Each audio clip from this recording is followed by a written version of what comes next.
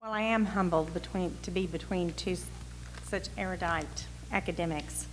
I came to this journey first as a volunteer, a layperson on the coordinating council, and then I served as a volunteer to help create a meeting called the General Assembly. I have been involved in this movement as a pastor's wife and have seen most of that side. My congregational leadership side has been from that chair. I became an advocate, and now I'm a Baptist bureaucrat, so that's the side you get. Learning, moving from the known to the new. What have we learned? We've learned to create, define, and embrace a concept that we're calling here today fellowship. And we had discussion at dinner about the word, but we have created it for ourselves, we have defined it, and we have embraced it. It as other than a convention or a denomination. We are organized, but not institutionalized. We are decentralized in our partnerships, and that has not been an easy journey, but it is the equilibrium that we have now and that we have embraced, this decentralization as a part of partnership. We have established service-based relationships within the fellowship. And that, rather than relationships built on predicate or hierarchy, we have established our relationships in order to serve together. That's been our primary point. Now, I think it's sort of like being in a church where you still know the charter members. Some of our service orientation to our relationships, I think, come because of the bonding of the relationships of the people who began this movement.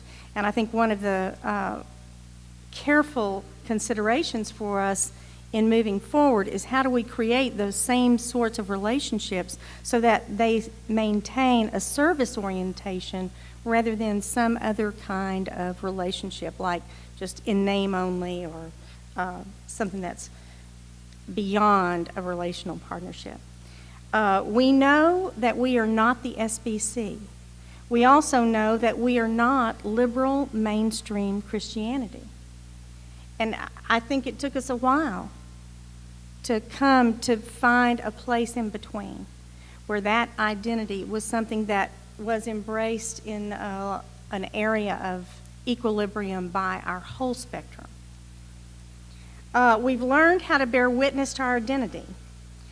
This is opposed to being a brand. Now, my apologies to my communications friends in the room and public relations friends in the room, but there is something more organic, more generative about our identity that comes out of our affinity, no rhyme intended, than being just a brand.